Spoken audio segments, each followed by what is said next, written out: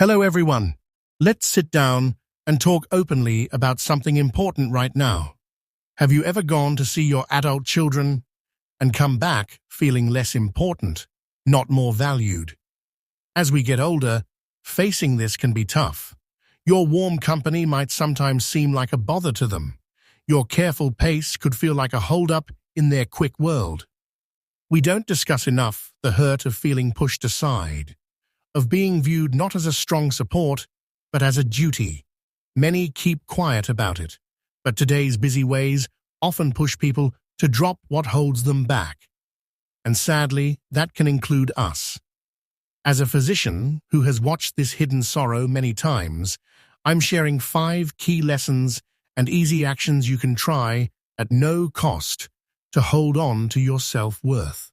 Stay with me. The biggest change in thinking is coming up, and it can bring you lasting calm. The hidden fact: you're not their main guide anymore. A lot of us, maybe like Mrs. Anna Smith from Texas, step into our kids' houses thinking we're still the key person, the one they'll pause everything for. We look forward to the lively welcome, the full focus that marked our trips before.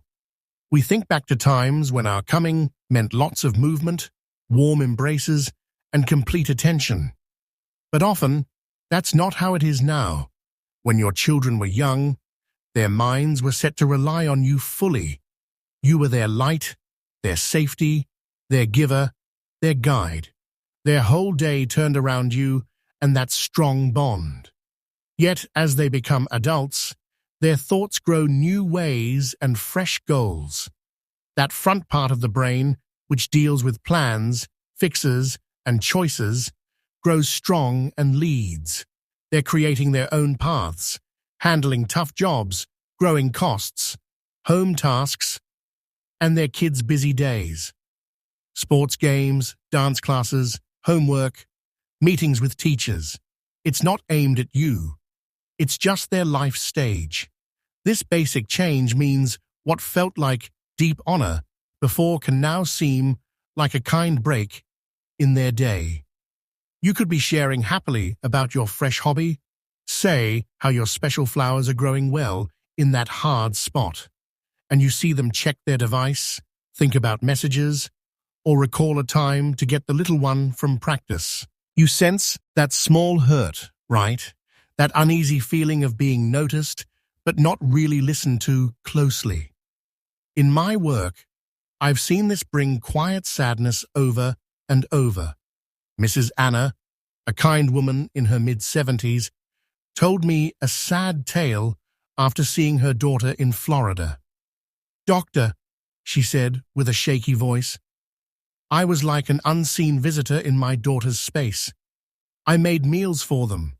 I tried to clean up, but my daughter was always on her computer, and her husband was talking on calls for his job. My grandkids hardly stopped their screen games. She felt her tales and her being there were just extra sounds in their full days."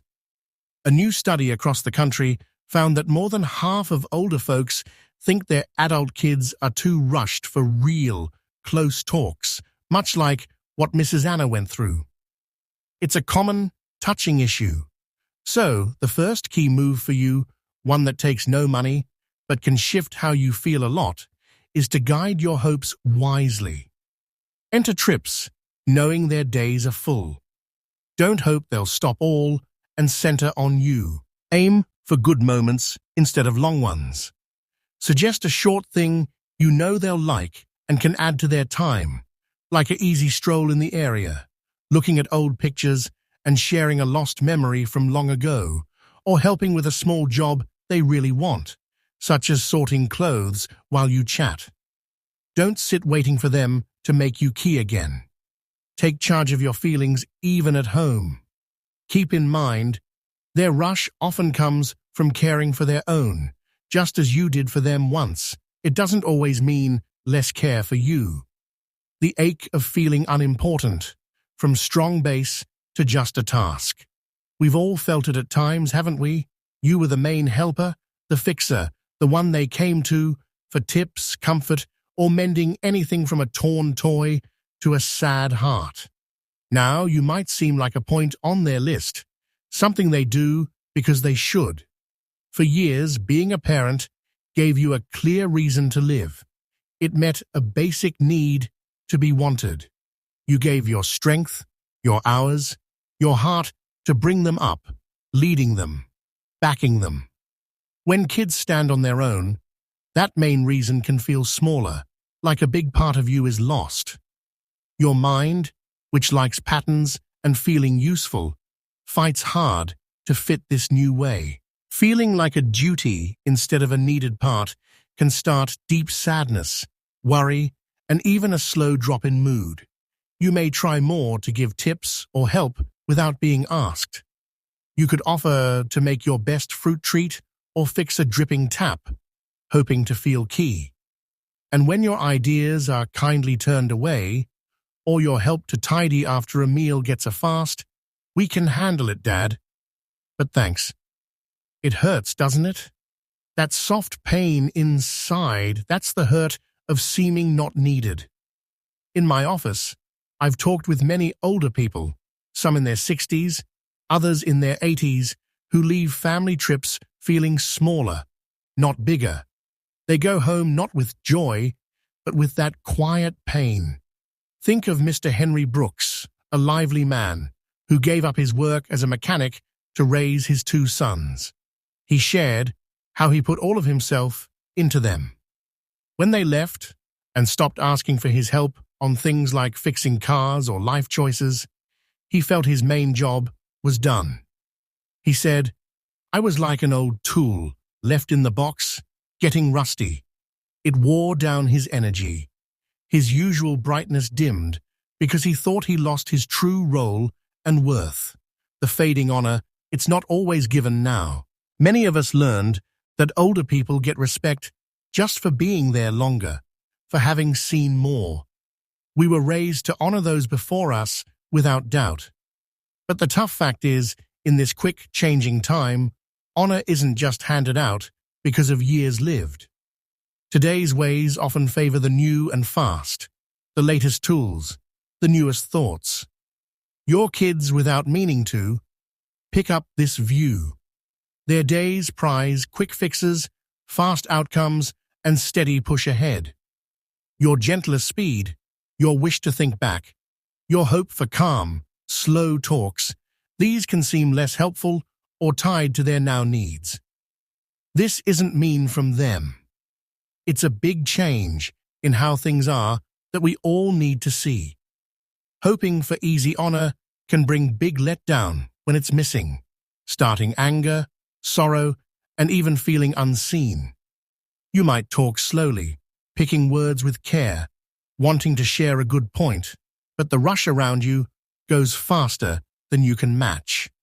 You give tips, maybe wise bits, from years of living, and get kind smiles hiding hurry or a quick switch to something else that skips your input. You sense your memories, your paths, yourself aren't connecting. I think of Mrs. Laura Green, a brave woman who served in nursing during hard times, full of strength, honesty, and amazing tales. She was deeply sad when her grandkids at a family meet barely lifted eyes from their devices as she tried to tell a key moment from her work. She felt her wins and hard times were brushed off, made small. It broke her down, bit by bit. "They act like I'm not there, doctor," she said, her voice full of hurt and upset. It was sad to see such a strong person feel so small. The strong way forward is to know honor isn't asked for with blame. It's shown by how you act. Set clear, caring limits. If talks keep getting cut by calls or messages, say gently but strong, "I'd like to end my idea, dear. Can we set devices aside for a short time while we speak? Really speak." Or, "I enjoy hearing about your day, but I need to be listened to as well." Show the honor you want. Hold yourself with pride, not need. Your memories count. Your life lessons are a gift. This isn't being hard or pushy. It's showing with kindness and strength how to value you and the great knowledge you hold. The sorrow of seeking approval. Don't give your heart to those who may not hold it well. Many older parents go to their kids' places, maybe without thinking, looking for praise. We hold a quiet wish, don't we? A strong want inside. We hope to hear, "You did well as a parent," or "We thank you for all you gave up." But when that praise doesn't come, because the kids are too full with their own, or maybe too caught in their worlds, there's a quiet break inside. People need to be seen and thanked. It's deep in how we think, a main way we see our value. For parents, the huge give of years of care, warmth, and hard choices often brings a quiet hope for thanks and true words back. When busy kids don't give this, it makes a big, empty feeling. Your mind sees this missing praise as being turned away, bringing feelings of not being enough, doubt in self, and slowly wearing down your sense of value. You may go over talks in your head, thinking what to change to get that wanted nod. You feel a sharp hurt when your child speaks well of another's parent but skips you. That quiet break within, it's your inside saying you've put your feelings in a hard spot. I have seen folks truly fall apart in later years, not from body ills, but from deep feeling let down. Like Mr. William Hayes, who thought his kids' thanks and steady company would be his big gift in old times. He hoped for closeness, shared times, and ongoing kind words. Instead, he faced being overlooked, left out of plans, and felt like just a kind duty. His bright energy faded, and sadly, his body soon did too. He said, "I lost my love for living, doctor." What did it mean? Because he put all his feelings with others, waiting for something that didn't come. The deep lesson is you can't hand your true self to someone who hasn't shown they can keep it safe. Go only when you feel complete, when you know your worth doesn't depend on others' words. This needs great inner power, especially after years of giving to those same people. Grow kindness to yourself each day. Say good things to yourself, recalling daily your power, your toughness, and your big gifts to life. Stand before a mirror and say, "I have value. I stand strong. I am cared for." Be your own best supporter. Your worth is part of you, friends. It doesn't need others to give it. This isn't self-only. It's keeping yourself safe and knowing outside praise, while good, can come and go. The risky path, why being looked down on hurts more than being alone. Many older folks, full of hope, keep going back, thinking it will change. They let go of forgotten special days. They ignore the quick stops. They explain away the half-listens. They tell themselves, they're just full up, or it's short-term, it'll improve. But inside, a wise part knows they're being set aside slowly, and that spot gets colder each time. Here's a key thing to grasp.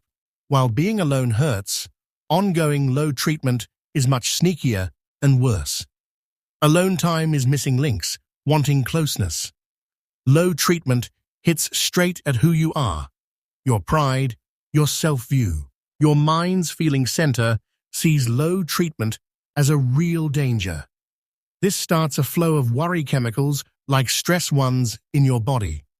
This long worry not only hits your mind with steady fear, low mood, and lost happiness, but also harms your body for real. It can make your fight-ill system weaker, open to sickness. It raises chances for heart troubles. It makes you doubt your whole past. Each choice, asking if all that giving, all that care, was worth it. That's a harm no one should face. You feel growing doubt in yourself. You might pull back from people, get quieter, lose your usual fire for living. That harm eats at your center, making you rethink your whole path, your picks, your being. This is something I've seen happen sadly with Mrs. Edith Clark. She hurt not from being by herself in later days, but from feeling deeply brushed off and not valued by her loved ones. She worked hard to stay close, giving aid, sharing memories, but each trip took more of her lively self. Her wellness dropped fast, more than body issues alone, because her inner light broke. Research shows that long people stress, like feeling always low, can harm an older person's health more than some alone time. It's a quiet ender of energy, and it needs your care. So the freeing way is this. You deserve better than being just put up with. You aren't a fade away in their background. If that's what they give, if your energy keeps dropping, step back with kindness. Hold your pride. Don't whine. Don't snap in mad feelings, but don't return soon. Not till they see your hours. Your being there is special too. Create a full, happy life away from them. Join groups at places like community spots, hobby meetings, or help work. Find fresh purpose in making things like drawing or writing, and start new habits that feed your inside. Maybe a regular tea time with a pal, or a calm think each dawn. You've earned calm, not sorry looks. Guard your calm fiercely. This isn't payback or breaking ties. It's self-honor and showing by kind acts the real worth of you. Okay, dear ones, we've gone through some heavy, sometimes hard facts. Today, we've looked at those quiet doubts, those senses that slip in when we see our dear ones. We've covered 5 main changes in ties with our grown kids, and how to handle them with care and power. Now think back to Mrs. Betty Wilson from Illinois, who felt unseen in her son's place in New York.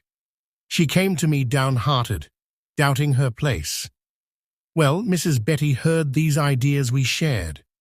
She started by guiding her hopes, seeing her kids' full days without blame. She moved her aim from being wanted to being liked for her true self. She joined a nearby gardening group, met new friends, and began teaching a young one who really prized her know-how. Her chats with her son turned less about seeking praise and more about her fresh joys. She stopped chasing their warmth. She built her own full days. And what happened? Bit by bit, her son reached out more, asking for her tales, truly keen on her new paths. He saw the great woman she is, beyond just parent. Today, Mrs. Betty isn't just getting by. She's blooming. She has her calm. She has her reason. She's spending her later years with strength and a steady, clear pride. Her path, and many I've seen, show a strong, easy fact. Your worth doesn't end because others are too rushed or unaware to notice. Not at all. There's no wrong in kindly leaving a spot where you're not truly honored or held dear. But there's big wrong in staying, waiting, shrinking under the heavy hurt of being turned away. You are the sum of lasting through, of smart ways, of tales too rich for simple thoughts. You are the base, not a side part. You are the ground, not a top add-on. They rose because you reached for light. For years, they did well because you gave your core to help them grow. And if they've lost that memory, let it be. Life will show them in its hard but true way. As we end, we've looked at 5 vital thinking changes that can really brighten your later times. But knowing is strong only when we do it. So I have one key, close question for you. What one promise are you giving yourself after this talk? It might be easy, like calling a long-lost pal or joining a group at the local spot, or taking a few minutes each new day to recall your great value. Share your promise below. Let's make a web of good ideas. Let's push each other to that first move for a time of deep calm and meaning. And if this gave you true help, comfort, and push, show it with a warm like. It aids others find these key talks, these shared smart bits. To keep going on this great path with us and catch every new share of changing tips and real help, tap subscribe. It's more than a button. It's joining a lively helping group aimed at our best days with pride and happiness. Last, picture one person you know, a friend, a next door, a relative who needs this word now, and pass it on. You could start a change that shifts their days as you shift yours. Thanks for being here. Keep well, keep smart, and meet you next time. Set to find more paths to light up your best years.